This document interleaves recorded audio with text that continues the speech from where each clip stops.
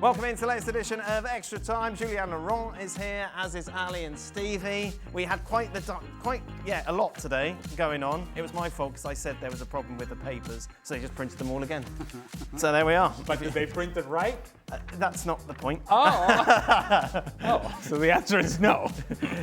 Is Stevie #slot out? No. No. So whatever happens between now and the end of the season, you keep him in the job? Yes. Yeah, pretty simple. Yeah, lose every game, doesn't matter. Well, I think the fact he won the listen, had he not won the Premier League last year, had they finished fourth or something, right, then you might have got a different answer. Okay. But the fact is, he did win the Premier League. So what's the difference now? Well, he's had a lot of injuries. But that team on the field today should be good enough to beat Bournemouth, who have had a rot. Well, I was going to follow up with, he's had a lot of injuries, but he's also had a lot of players.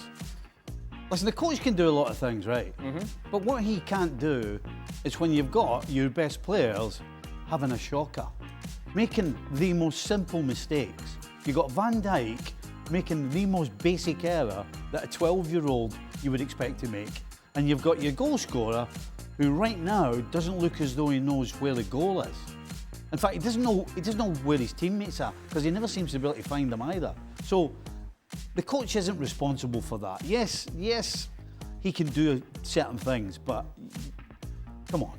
And then you go and spend 150 million on somebody and he can't play for the rest of the season. You spend another 100 on another player who doesn't look as though he's in tune yet with the pace of the game. So it's all the players' fault? Well, no, I'm just giving you reasons why you shouldn't get rid of Slot, because it's a lot of it is on the players. The majority has to be on the coach, because ultimately he carries the can. So the majority has to be on the coach? Well, if it's 60-40 on the coach, then right.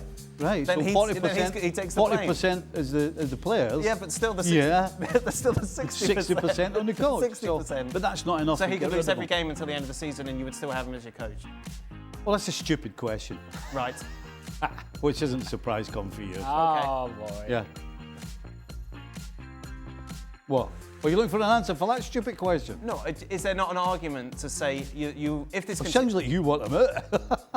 I've already told you no. What do you want? Where do you want? Is there an argument to say that if things continue in this way, you get knocked out of the Champions League? You tell me, Dan. No, I'm just asking. I don't know why you're getting... You always get prickly when I bring this up. Well, I've already answered your question, no. Yeah, but you said, and then I said, what if they lose every game? And you call me an idiot, and then I'm just trying to find middle ground here. So you get knocked out of the Champions League. We call you stupid, not idiot. Is there not an argument to say to bring in Xabi Alonso a little bit towards the end of the season, so you can have a look, know what you've got, and then move on in the summer? Change that clock, see right? Okay, that's fine. We do know that Dan is certainly... Dan wants him out. #slot out. No, not at all. I'm absolutely not. I don't have a horse in this race. I'm just... it always amazes me how prickly you get on this subject. Don't bite! Don't do it! Oh. The reason I get prickly, I'll be honest with you, the reason I get prickly is that... It's just what I said. You can do a lot of things and you're responsible for a lot of things as the coach. But when you've got players on the field who, on paper, have a certain skill set, and the majority of them are not close to that, there's not an awful lot you can do about it. Wasn't that an argument, though, when you were calling for Amarin's head? Those players should have been playing a lot better, yet it was all on him and not the player. But he had 18 months of absolute drivel and rubbish. Okay. We've had 6 months from Arne Slot. Absolutely. So that's not enough. Okay. Yeah, no, drivel and rubbish, that's fair enough. Jules, is there an argument to say they shouldn't have wasted their money on Florian Wirtz and kept Diaz? Diaz wanted to leave, so they're two completely different things here. They really believed in Wirtz at the time. They still believe in him. I think we've seen him being much better the last few weeks than certainly he was the first 2 months of the season. He's an incredible talent. It feels more and more this is his team again, and I think he will come. He will be fantastic for them. There's no doubt. For Diaz, it's always the same debate. You want to keep a player who doesn't want to be there, first of all, and second of all, could you refuse that kind of money when you've spent a lot and you were about to spend even more and you needed to bring some money in? Darwin had gone. And I think they also wanted to recoup a bit of money, and Diaz was offering that. So the two combined made that departure inevitable, really. Didn't hear anybody complaining when Diaz left for 70 million, by the way. Hindsight is a marvellous thing, Steve. 2020, I believe. Sorry, Ali, another question for Stevie. No, Why don't can't worry. Liverpool figure out how to play against teams who sit deep and counter? It's been like this all season. What's the adjustment they need to make to start breaking teams down and create better chances? Again, we've got to look at the individuals. You know, we've been talking about the manager. Well, the manager in the last few games has gotten the forward players plenty of ball. And that's all they can do.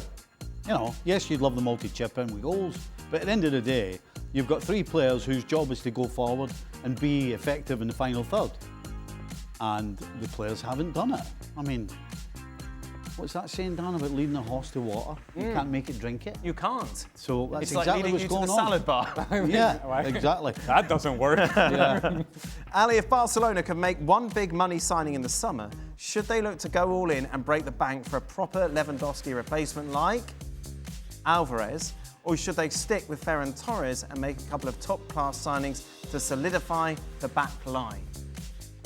You solidify the defensive part of the game if you're Barcelona. Scoring goals is not an issue for Barcelona. It hasn't been an issue, and it will not be an issue. We're talking about this off air, how much fun it is actually to watch Barcelona play, because you know that they're going to score goals, but you also know that the other team has an opportunity as well. So the reason the other teams have an opportunity, you can point at the high line if you so desire, the fact that you're not putting enough pressure on the ball, but you also are having difficulties in defending 1v1 situations, which is what you're exposed to do, and you have to do really well when you play as high a line as they do.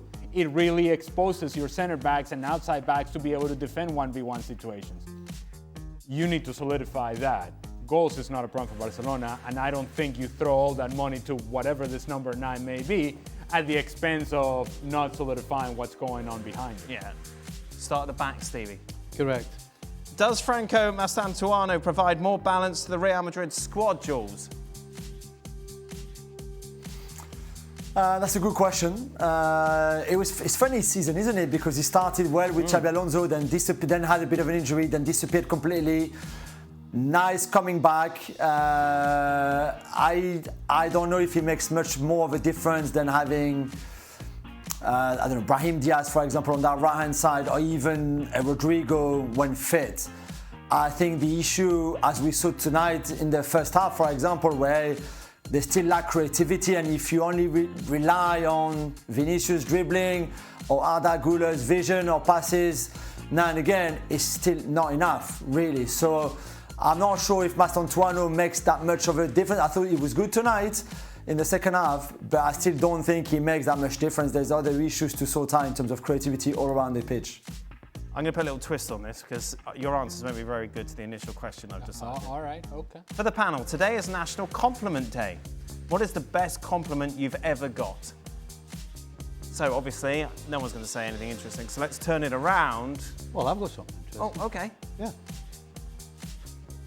Well, when I went to Liverpool, after a couple of years when I'd solidified, Bob Paisley, now, when Bob Paisley speaks, people listen, said I had the perfect mentality for professional football. Wow. Always remembered that. Always Was very Stevie pleased with bragging that. away. One of the few things that I was like, I like that. Oh, wow, okay. Yeah. I wasn't expecting this to go in this direction. Oh, well, that's very nice, Stevie. Never assume. No, exactly. Yes. Ali, the best compliment you had then as we're continuing this? Not too long ago, somebody pulled me aside and actually said that I was a lot like my father. Oh, very nice, Ali. Oh, my That goodness. It's going to get us emotional. Nice one. There you are. So Follow that, Jules. That filled my heart. Can we get a custard pie from the can't beat kitchen that. for this guy over here? You lot are never good at this bit. Now you've been really good for some reason, Jules. I don't know. And I promise you this is genuine, not because No, not because Stevie and Ali are on the panel. I promise you this is true. I got a message the other day that said that the three of us were the best pundits on ESPN FC. Oh, That's genuinely true. I swear to you. I swear to God. you. Well, And Ali, you don't text much. I know. I sure don't. That brings us to the end of today. I was going to ask what's the worst thing you've ever been called, because Well, that's the way I take it. That's just sad, isn't Yeah, it? but there's plenty of that too. National. Well, I know it's more not of that. interesting, but they wanted to do that. Anyway, extra time is over. ESPN FC returns tomorrow, battling the snow. Stevie will be in the studio alongside Craig. Hope you're going to be all right. Oh, that's unless we lose power. I mean, Make sure you shut the garage door. oh, they shut the guy's door. Yeah. And Oh, keep the taps, get the water fill the running in the bath. taps. Fill the bath up. Why are we Fill doing the that? bath It up. said so. Yeah, we've got Good. plenty of water from the last time.